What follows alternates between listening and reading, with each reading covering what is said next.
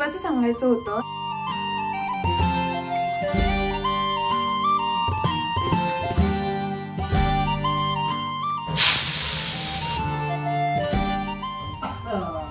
Mirror मध्ये बघा, mirror मध्ये.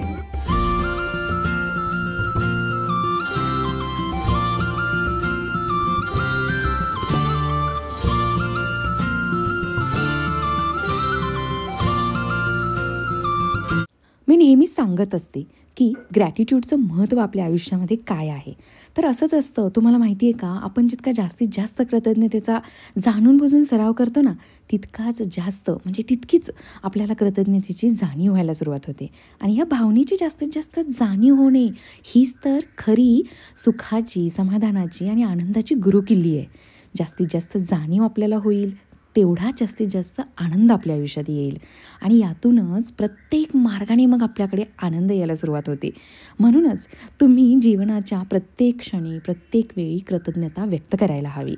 आणि काय बदल होतो या गोष्टीमुळे याकडेही बारकाईने लक्ष ठेवायला हवं आहे. काय पटते का तुम्हाला? नक्की सांगा मला कॉमेंट करून. आणि हे बघा, ही अशा पद्धतीची साधीसुधी गवारीची रेसिपी जी मी आत्ता दाखवली त्या पद्धतीने एकदा करून बघा. कदाचित तुम्ही करतही असाल, पण अशा पद्धतीनं केलेली लोखंडी कढाईमधली गवारीची भाजी आहा हा काय लागते माहिती आहे. चक्क आहोनी ऑफिसमधून फोन करून आज मला सांगितलं की भाजी खूप टेस्टी झाली होती. गवारीची भाजी न खाणारा माझा मुलगा आज डबल मागितली गवारीची भाजी त्याने.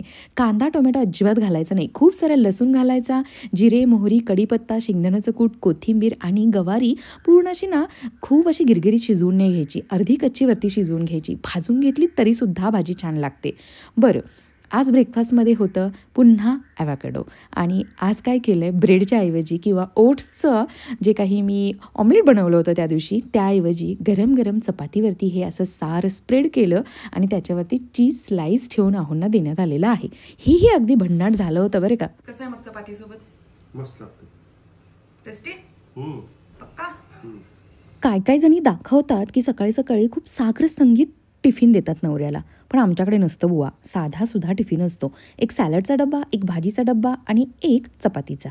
गोड किंवा भात वरण असलं काही नसतं आणि म्हणूनच अहो एकदम फिट आहेत. तुम्हाला असं वाटत असेल की ही पहाटे वगैरे केसांना तेल लावतीये का किंवा रात्री लावतीये का, तर नाही. फक्त 5 वाजलेत संध्याकाळचे. लेकरू बघा माझं झोपले, चक्क गाढ झोपले. म्हणजे ना आजपर्यंत रुटीन सेट झालेलं नाहीये. कधी दुपारी झोपायचं, कधी पहाटे 4 वाजताच उठून बसायचं, कधी 7-8 वाजले तरी उठायचं नाही सकाळी. पण मी करतीये प्रयत्न की लवकरात लवकर त्याचं शेड्यूल अगदी एकसारखं होईल. म्हणजे रोज झोपेची जी काही सायकल असते ना आपली, ती रोज फिक्स असलेली आपल्या तब्येतीसाठी चांगली असते.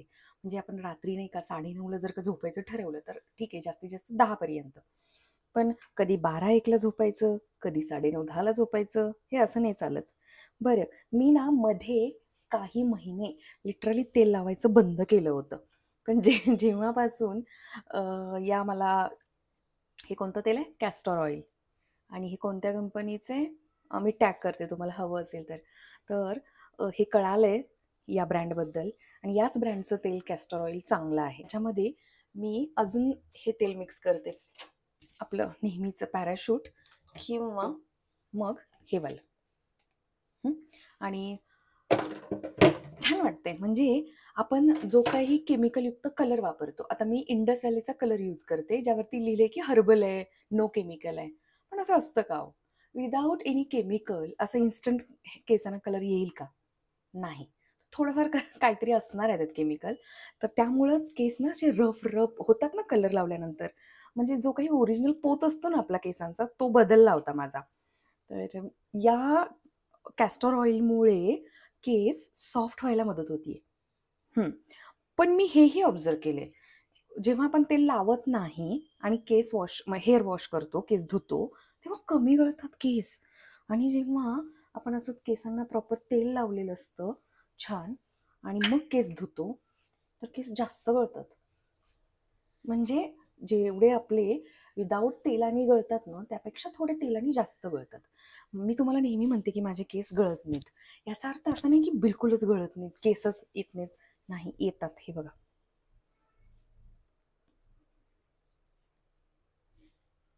आणि ह्याला गळणं नाही म्हणायचं, हे नॉर्मल असतं. आणि लहानपणापासून प्रत्येकाला आपलं आपलं हे माहिती असतं की आपले किती केस गळतात, आणि ते जर वाढले तर मग ओळखायचं की केस गळायला लागलेत. तर मी तेल 5 वाजता लावते, कारण मी सकाळी विसरलीये चक्क केस धुवायला गडबडीमध्ये. आणि आज आहे ग्रीन कलर, तर आता तेल लावते, अर्ध्या तासाने केस धुते आणि मस्त ग्रीन कलरची साडी नेसते. आहोंना कौतुक वाटो वगैरे ना वाटो, असतं कौतुक असतं. प्रत्येक नवऱ्याला आपली बायको ही साडीत आवडत असते, छान दिसत असते. वेस्टर्न कितीही घाला तुम्ही, साडीतच नवऱ्याला बायको आवडत असते आणि छानही दिसत असते.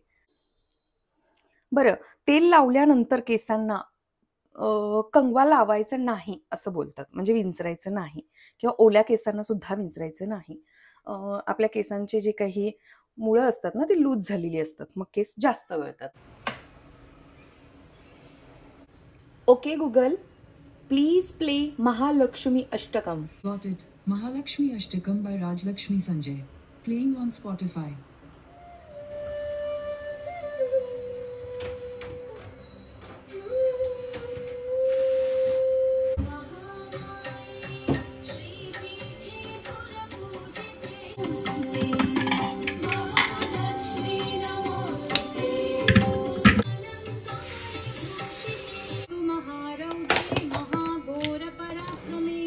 मला असं वाटतं जगामध्ये स्त्रियांच्या सारखं आणि त्यातल्या त्यात गृहिणीसारखं टाईम मॅनेजमेंट कोणाला जमत नसेल, हो की नाही. तर केसांमध्ये मस्त तेल मुरतंय तोपर्यंत अर्धा स्वयंपाक असा करून घेतला, म्हणजे आता नंतर अंघोळ करायची, छान साडी नेसायची आणि मग उरलेला अर्धा स्वयंपाक करायचा, अगदी निवांत. आज असाच काहीसा हिरवा कलर दाखवलाय, हो ना. आणि पिकॉक कलर असतो ना, तो ग्रीन तो नंतर आहे ना. तर मी ही साडी काढलीये, मला असं वाटतंय असंच असेल, पण ठीक आहे. आणि हा एक याच्यावरती ट्राय करते मी आज पहिल्यांदा. आईशी बोलत बोलत चक्क आवरून झालं माझं. 6:30 होत आहेत बरे का. आता इथून पुढे स्वयंपाक. आणि मला ना तुम्हाला दाखवायचंय, मी ऑक्सिडाइज ज्वेलरीचं माझं जे कलेक्शन शेअर केलं होतं, हे बघा. आजच्या साडीला किती परफेक्ट मॅचिंग आहे. अचानक मला आठवलं की म्हटलं आपल्याकडे असं आहे, आणि बरे का एवढी मी तयार आज या वेळेला झालीये मस्त. तर आज आहोंची रिॲक्शन बघायची आहे मला, आणि जर का रिॲक्शन मध्ये काहीही बदल नाही आला, त्या दिवशी जी रिॲक्शन होती तीच जर का आली, तर आज जेवायला मिळणार नाही. कसं आहे माहितीये, आपली अशी हे कमी नाही झाली पाहिजे अजिबात. काय बरं आता शब्द आठवे ना मला. आपली जादू नाही, असंच मजा मस्करी करतेय. कसं आहे की छान वाटतं, आपल्याला छान वाटतं. सकाळपासून तयार नव्हते झाले मी, आणि काम होतं मला. आज वीकेंड, म्हणजे उद्यापासून सुरू होतोय वीकेंड, म्हणून म्हटलं सगळं आपलं काम आवरून घेऊया आणि संध्याकाळी छान तयार होऊया. केलेली शॉपिंग काय वाया नाही जाते ना, कामाला येते अशा पद्धतीनं.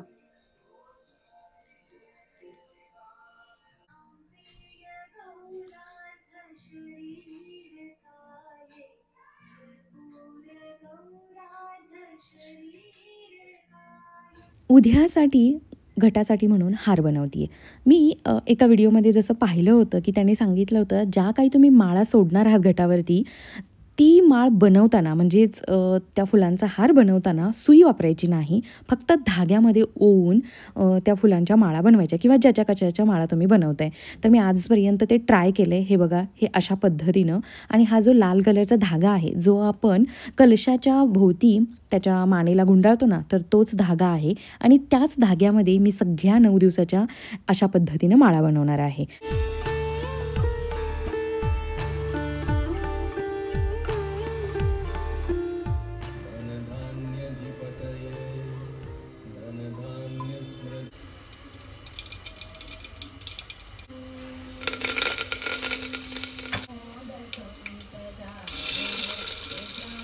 मला असं विचारण्यात आलं होतं की तू घरामध्ये हे जे काही मंत्र लावतेस ना, तर ते कोणते कोणते लावते.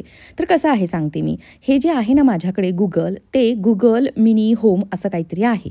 त्याचं सेटिंग कसं असतं की अगदी सुरुवातीला आपल्या फोनमध्ये गुगल मिनी होम हे डाउनलोड करायचं ॲप आणि त्याच्याशी कनेक्ट करायचं. एकदा कनेक्ट झालं की पुन्हा रोज रोज ते कनेक्ट करावं नाही लागत आणि मग त्याला ऑर्डर द्यायची. जसं की मी आज म्हटलं त्याला की महालक्ष्मी अष्टकम लाव, तर ते प्ले झालं की ॲटोमॅटिक याच्याशी रिलेटेड बाकीची सगळी मंत्र प्ले होतात. आपल्याला प्रत्येक वेळेला सांगावं नाही लागत. तसंच आहे, मी कधी कधी त्याला सांगते की श्रीसुक्त लाव, अथर्वशीर्ष लाव, नंतर आपलं शिवतांडव लाव, हनुमान चालिसा लाव. एकदा सांगितली, पहिली एकदा त्याला ऑर्डर दिली, ते गपचूप बाकीची सगळी आपली आवडती गाणी देवाची लावतं आणि मी शक्यतो सकाळ आणि संध्याकाळ देवाचीच गाणी प्ले करते.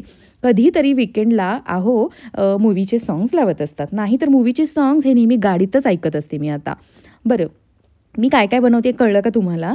तर बाजरीची भाकरी आणि भात लावला आहे आणि जो काही राजमा होता त्याला मस्त फोडणी दिली डायरेक्ट कुकरला. तो शिजतोय, अगदी 3 शिट्ट्यांमध्येच तो छान शिजतो. अगदी साधासुधाच केला आहे मी. त्यामध्ये जो माझ्याकडे तयार मसाला होता खोबरं, लसूण आणि अद्रकाचा तो वापरला. लाल तिखट आणि बाकीची फोडणी आपली जशी नेहमी असते. पण आजच्या जेवणाला टेस्ट येणार आहे याने.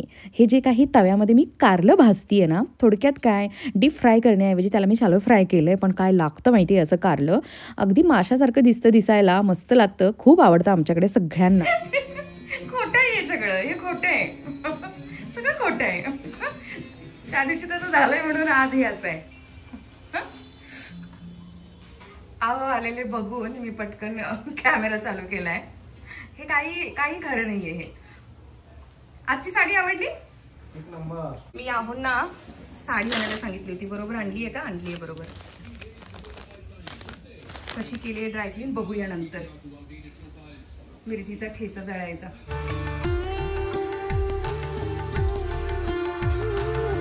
मी पाहिलं का, फायनली मी आज मिरचीचा ठेचा बनवते आणि त्यामध्ये 2 प्रकारच्या मी मिरच्या यूज केल्यात. एक तर डार्क हिरव्या कलरच्या आणि एक पोपटी कलरच्या, ज्या कमी तिखट असतात आणि एक भयानक तिखट असतात. मिररमध्ये बघा, मिररमध्ये प्रितीश खोकून झालाय आता. हे यांचं सुरू आहे. अरे हे नाटक आहे, हे नाटक आहे. कसं आहे, खरडा ठेचा खायचंय बरोबर, मग खोकणं म्हणजे कसं आहे, दुपारी मला वेळ नाही मिळाला. मी तसा विचार केला होता की घरी कुणी नसताना मिरच्या भाजाव्या, पण दुपारी कुणी भाजतं का? स्वयंपाकाच्या वेळेलाच गॅस चालू होणार. एकदा माझ्याकडे सकाळी गॅस चालू होतो, दुपारी चहा केला म्हणजे 4 वाजता तरच. आता तर ज्यूसच सुरू आहे प्रितीशला, मी तर चहाच बंद केलाय संध्याकाळचा. मग डायरेक्ट रात्रीच गॅस सुरू होतो. सगळ्या घरात धूर धूर झालाय. चला आता ना 2 टाईपचा मी ठेचा बनवणार आहे, दाखवते कशा कशा पद्धतीचा. आमच्याकडे कसला बनवतात आणि मी एक वेगळा पुणेरी स्टाईल म्हणजे इकडच्या स्टाईलचा खरडा बनवणार आहे. अहो आले आले ऑफिस मधून, आज त्यांना जेवायला नाही दिलेलं कारण ठेचा बाकी आहे म्हणून. खायचा आहे तो भाकरी सोबत, ताजा ताजा, खूप छान लागतो. मॅच बघत बस. हा तुम्ही तू ऐका ना, मी इतका वेळ झाला बसले, मला उठवतच नाहीये. तेवढा ठेचायचा नाहीये मला. ती कुठली आहे ना ठेचायची, ती खाली आहे, ती फक्त काढून द्या. जड आहे ना, लगेच टेन्शननी बघायला लागलेत. आहो चला. हे बघा, अशा पद्धतीनं माझ्या गावाला ठेचा बनवतात. जो काही हा उकळ आहे, कुटणी आहे, यामध्ये अशा ह्या भाजलेल्या मिरच्या, त्याच्यासोबत लसूणही भाजून घेतला आहे खूप सारा. आणि आता यामध्ये वरून खूप सारी कोथिंबीर ॲड करायची. कोथिंबीरच्या काड्या असतील तरी चालतं आणि मीठ टाकायचा आणि मस्त असा ठेचून घ्यायचा. आणि या कुटणीमध्ये केलेलाच ठेचा आम्हाला जास्त आवडतो बरं का. मीठ काही जण जास्त टाकतात, पण नाही टाकायचं, चांगलं नसतं ते तब्येतीला. अगदी प्रमाणातच मीठ घालायचं यामध्ये. आणि हे बघा, अशा पद्धतीनं अगदी मोठा मोठा जाडसर भरडसर असा हा ठेचलेला ठेचा काय लागतो माहिती आहे. आता ना हे बोलताना सुद्धा माझ्या तोंडाला पाणी यायला लागले हे बघून. आणि हा आहे पुणेरी स्टाईलचा, जो मी इकडे आल्यानंतरच पाहिला की शेंगदाण्याचं कूटही वापरलं जातं. कारण कधीही लहानपणी आम्ही अशा पद्धतीचा ठेचा खाल्लेला नव्हता की ज्यामध्ये शेंगदाण्याचं कूटही ॲड केलं जातं.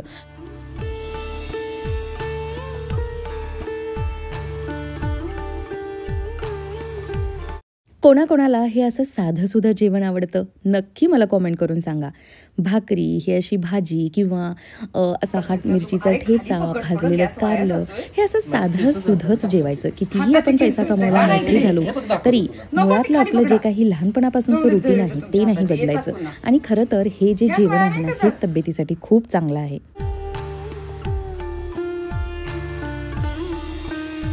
चला देवीला जाऊन येऊया. केस धुतलेल्याचा फायदा विंचरावे नाहीत लागत. छान दिसतात अशी करली करली पण.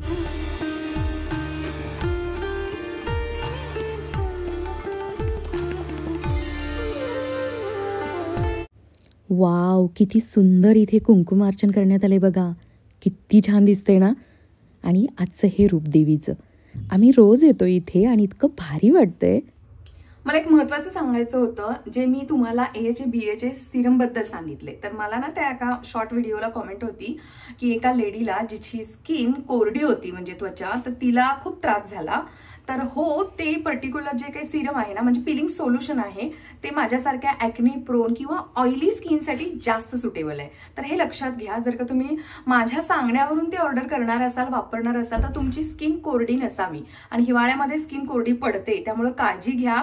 आणि मला असं बिलकुल वाटत नाहीये की माझ्यामुळे कोणाच्या चेहरा म्हणजे कोणाच्या स्किनला काही प्रॉब्लेम व्हावा. तर प्लीज प्लीज प्लीज काळजी घ्या. तुमची ऑइली स्किन असेल, ॲक्ने प्रोन असेल माझ्यासारखी, तरच ते सिरम ऑर्डर करा आणि वापरा. व्हिटॅमिन सीच्या क्रीमचा मात्र काहीही साईड इफेक्ट नाहीये, ती बिनधास्त तुम्ही वापरू शकता. व्हिटॅमिन सी आणि व्हिटॅमिन ई वाली आहे, तर ती दाखव असं म्हणणं होतं ना. तर हे बघा, इलाइट ग्लो असं आहे. चला मग 10 वाजतायत, 10:15 होत आहेत. आलो आम्ही, छानशा गप्पाही झाल्या. तर चला, याच नोटवरती आजचा हा व्हिडिओ आपण इथे सेंड करूया. उद्या भेटते पुन्हा एका छानशा व्हिडिओमध्ये.